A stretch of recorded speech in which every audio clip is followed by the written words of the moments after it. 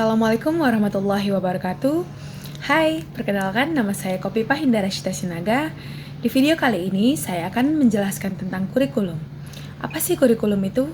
Kurikulum adalah rancangan yang membuat seperangkat mata pelajaran atau materi yang akan dipelajari atau yang akan diajarkan guru pada siswa.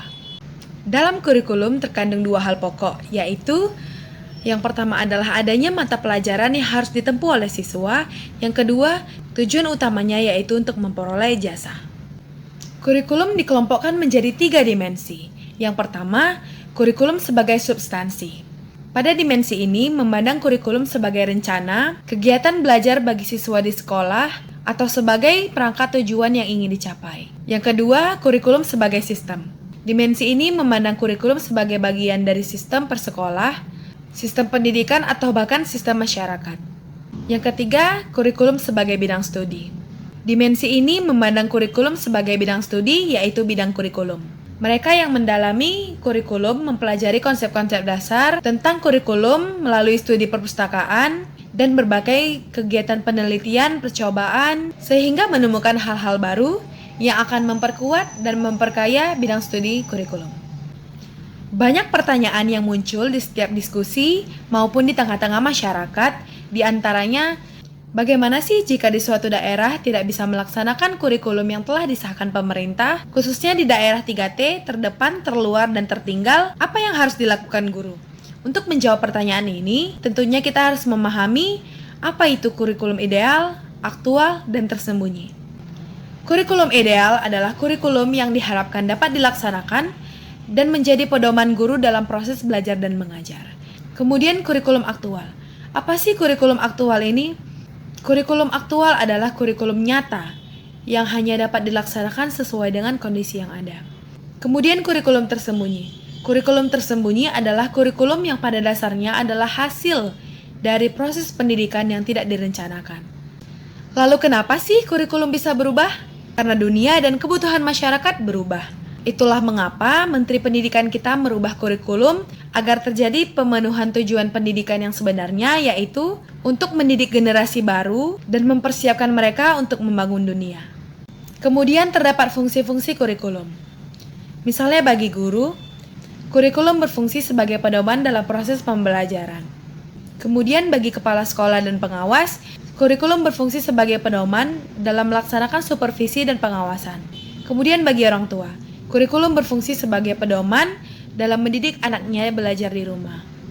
Kemudian bagi masyarakat, kurikulum berfungsi sebagai pedoman untuk memberi bantuan bagi terselenggaranya proses pendidikan di sekolah. Dan yang terakhir bagi siswa. Bagi siswa, kurikulum berfungsi sebagai suatu pedoman belajar. Kurikulum sebagai program pendidikan yang telah direncanakan secara sistematis, mengemban peranan yang sangat penting bagi pendidikan peserta didik. Terdapat 3 jenis peranan kurikulum yang dinilai sangat pokok dan krusial, yaitu peranan konservatif, kreatif, kritis, dan evaluatif. Pada peranan konservatif, kurikulum mempunyai tanggung jawab dalam menafsirkan dan mewariskan nilai-nilai budaya yang mengandung makna membina perilaku anak didik. Kemudian peranan kreatif. Peranan kreatif menekankan bahwa kurikulum harus mampu mengembangkan sesuatu yang baru sesuai dengan perkembangan yang terjadi dan kebutuhan masyarakat pada masa sekarang dan masa mendatang. Peranan kritis dan evaluatif. Kurikulum dituntut aktif, berpartisipasi dalam kontrol dan filter sosial. Nilai-nilai sosial yang sudah tidak lagi sesuai dengan keadaan dan tuntutan masa kini dihilangkan, diadakan modifikasi dan penyempurnaan. Peranan guru dalam pengembangan kurikulum. Sebagai implementer, guru berperan dan mengaplikasikan kurikulum yang sudah ada.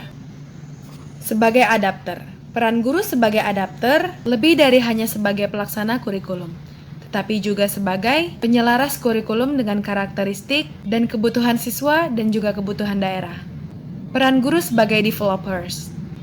Guru memiliki kewenangan dalam mendesain kurikulum. Guru bukan saja dapat menentukan tujuan dan isi pelajaran, akan tetapi yang menentukan strategi apa yang harus dikembangkan, serta bagaimana mengukur keberhasilannya. Peran guru sebagai researchers, di mana peran guru sebagai peneliti kurikulum. Peran ini dilaksanakan sebagai bagian dari tugas profesional Guru yang memiliki tanggung jawab dalam meningkatkan kinerja sebagai guru.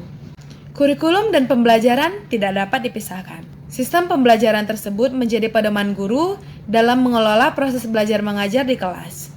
Jadi, ketika kurikulum telah disusun dengan baik sebagai bentuk perencanaan yang berisi ide-ide dan ditulis dalam lembaran dokumen, kemudian dokumen tersebut menjadi sebuah panduan bagi guru dalam proses belajar mengajar, tindakan guru dan siswa dalam dokumen yang direncanakan itulah yang dinamakan implementasi kurikulum. Jadi, guru tidak bisa mengajar jika tidak ada kurikulum, dan kurikulum tidak akan pernah bisa tersampaikan jika tidak ada guru. Komponen-komponen perkembangan kurikulum. Yang pertama, ada komponen tujuan.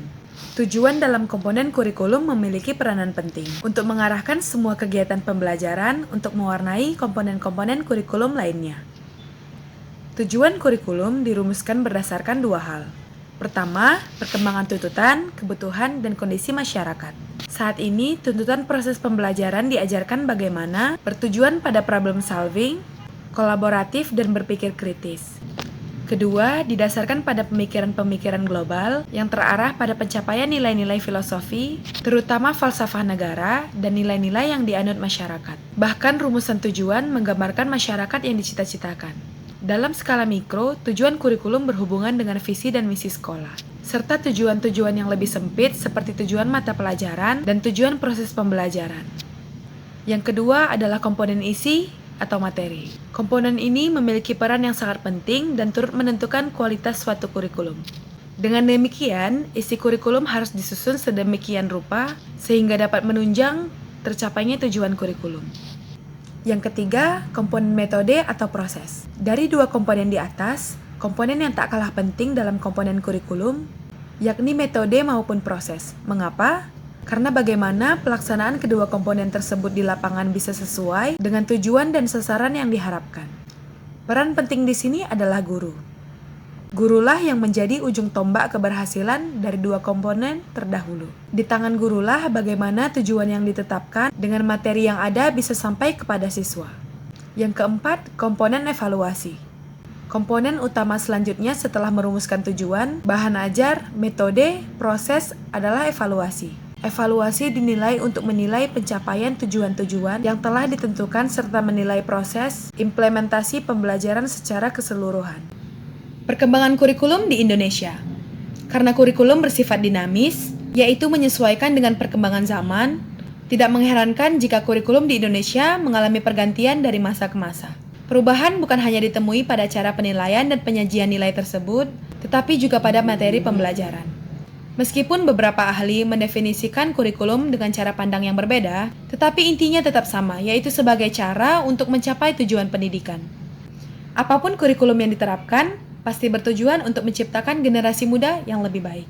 Sekian video dari saya, semoga bermanfaat. Wassalamualaikum warahmatullahi wabarakatuh. See you in the next video.